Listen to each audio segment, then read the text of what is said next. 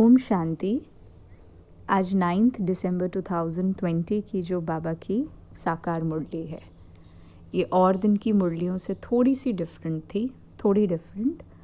बहुत ज़्यादा इसमें कैटेगराइजेशंस नहीं थे, लेकिन जो मूल बात बाबा ने आज की मुरली में कही, कर्म अकर्म विकर्म और संकल्प निरसंकल्प और विकल्प, कैटेगरीज में बाबा ने आज की मुरली में बात की।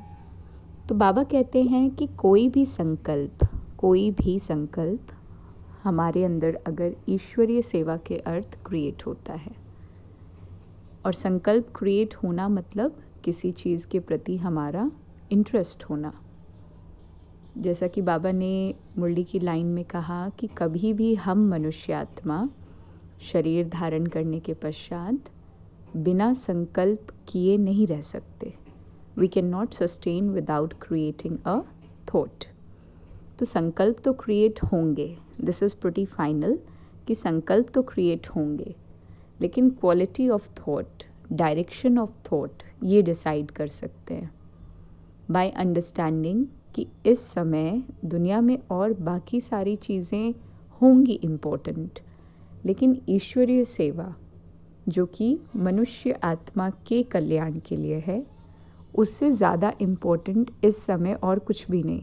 क्योंकि जैसे बाबा कहते हैं कि अभी हर एक मनुष्य आत्मा अकल्याण की स्थिति में है ड्यू टू बॉडी कॉन्शियसनेस। तो बाबा कहते हैं ऐसे टाइम पर हर किसी को कर्म की जो गुह्य गति है कि like if I am creating any negative thought, कोई भी विकल्प अगर मेरे अंदर है, कन्फ्यूजन है, तो वो किसी ना किसी प्रकार का विकर्म के फॉर्म में सामने आ जाएगा।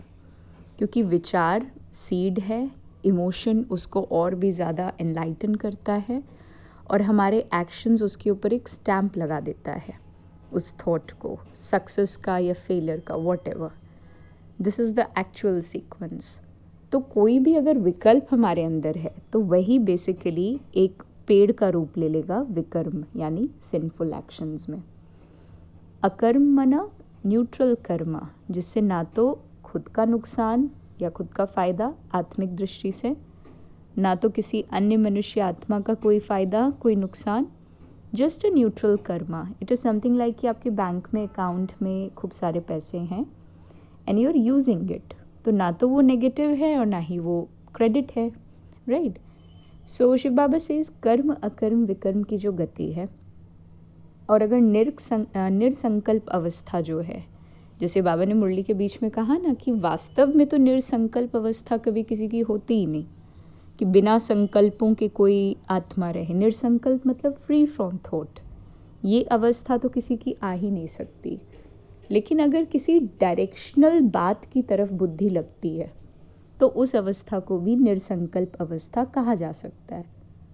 बाबा ने संगम युग में कह लीजिए या कलयुगी जो भी हमारे मित्र संबंधी हैं, उनके प्रति हमारी जो भी और जितनी भी रिस्पॉन्सिबिलिटीज़ हैं, तो बाबा कहते हैं अपनी फ़र्ज़ अदाई करते वक्त सदा ये याद रखना कि फ़र्ज़ को अदा करते वक्त, यानी अपनी रिस्पॉन्सिबिलिटीज़ को फुलफ़िल करते वक्त, किसी भी प्रकार का कोई अट्रैक्शन उस रिस्पॉन्सिबिलिटी को फुलफ़िल करते हुए क्रिएट ना हो। फॉर एग्ज़ाम्पल, अगर मैं फ़ादर हूँ, सपोज़ हम किसी के फ़ादर हैं, किसी के मदर हैं, और बच्चे को एक सेटल डाउन करना एक रिस्पॉन्सिबिलिटी है।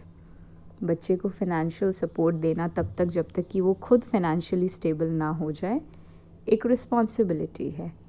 लेकिन रिटर्न में इस बात की आसक्ति में फंस जाना कि वो बच्चा मेरी केयर करे, वो बच्चा ही मेरा सब कुछ है, my everything belongs to the child, I am nothing without him, इस तरीके के जो एक फॉल्स अट्रैक्शंस हैं।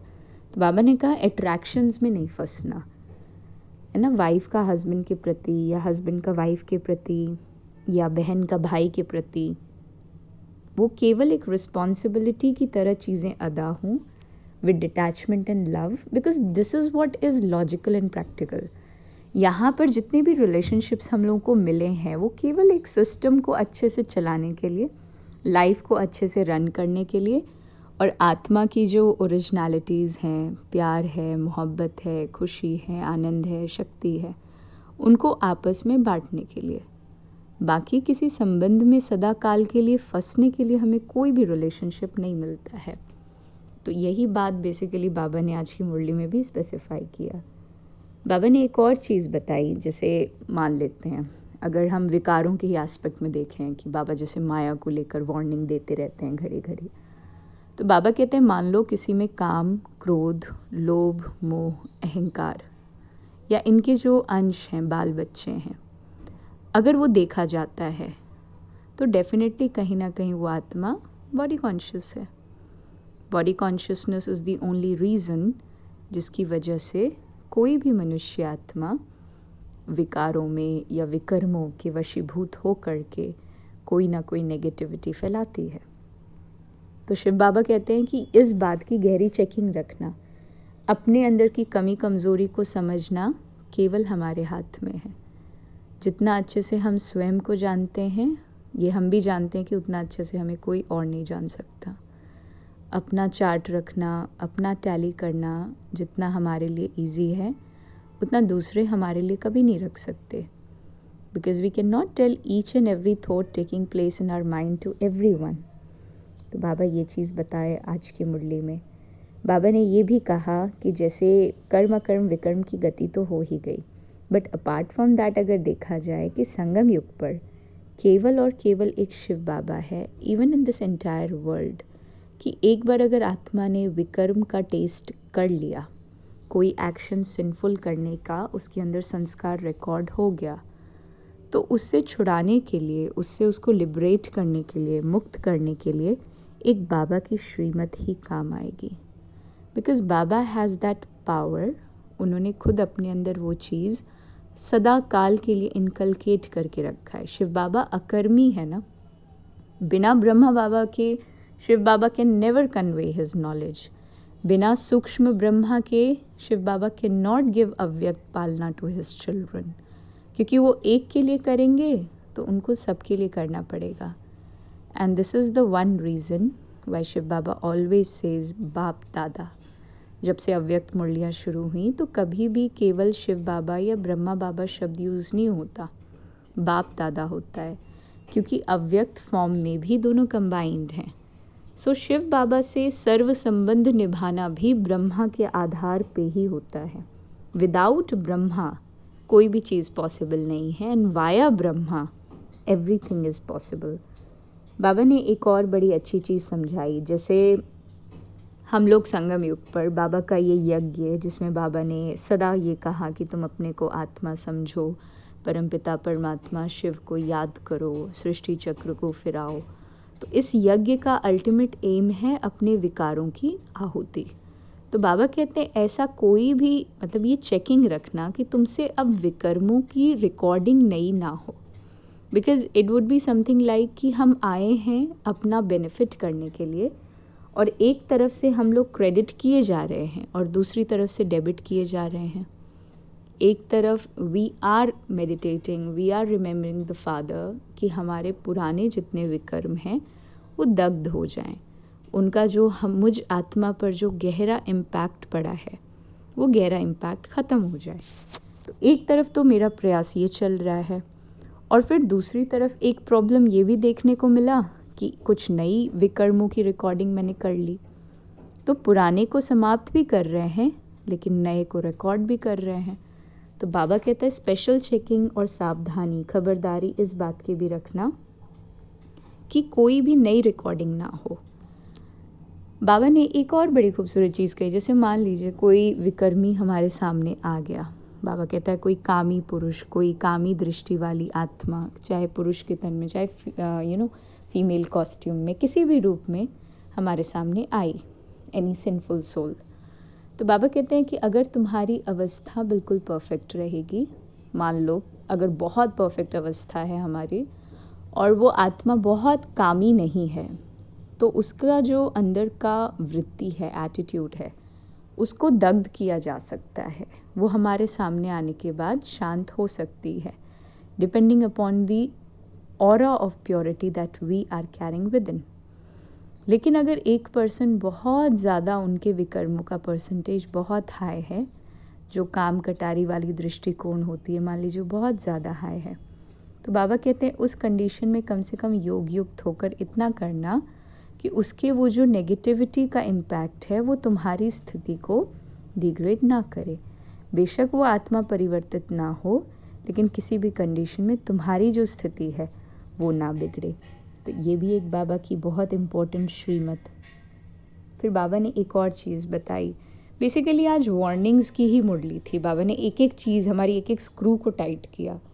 बाबा ने कहा जैसे मान लो कि यज्ञ से या कहीं भी, सपोज सेंटर में हम नहीं रहते हैं, अपने अपने रिस्पेक्टिव लौकिक घरों में रहते हैं, वहाँ से हम किसी रिलेटिव के घर गए विज़िट करने या किसी फ्रेंड के घर गए फॉर दैट मैटर, और वहाँ पर कोई चीज़ अगर छिप कर किया है ना, या कोई नेगेटिविटी, कोई भी ऐसा विकर्म हुआ और छिपा लिया, तो बाबा कहते हैं फिर वो चीज़ तो बढ़ जाती है।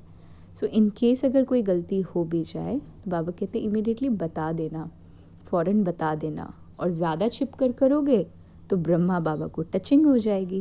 बाबा ने कहा ब्रह्मा को टच कराएंगे safety security point of view से, because a perfect environment has to be established.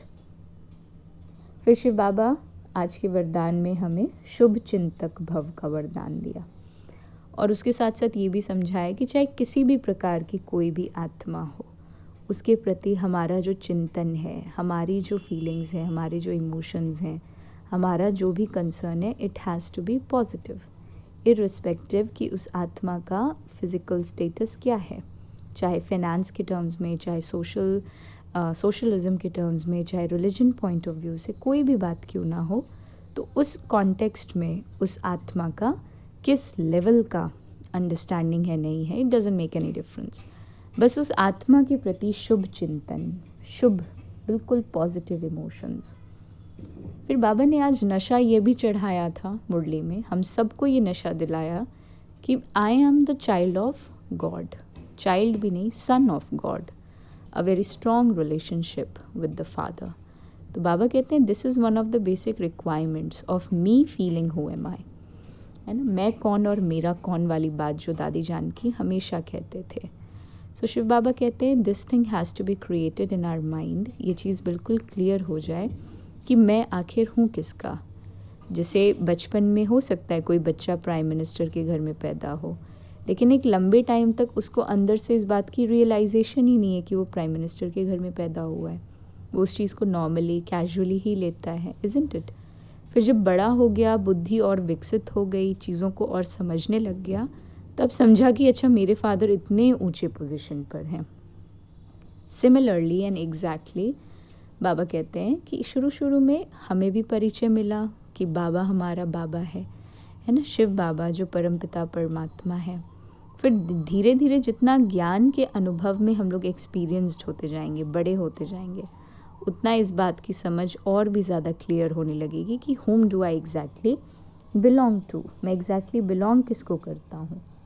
फिर बाबा ने कहा स्टूडेंट शोज टीचर, तो हमें हमारे चेहरे चलन, हमारी प्रत्यक्षता, हमारा जीवन, रहन सहन, बोली व्यवहार, आहार के द्वारा बाबा को प्रत्यक्ष करना है। जैसे बाबा ने कहा ना कि संन्यास कर लेना, दुनिया को छोड़ देना, उससे तो पवित्रता आती ही है, परंतु बाबा का संन्यास कभी भी कर्मों के संन्यास के कॉन्टेक्स्ट में रहा ही नहीं।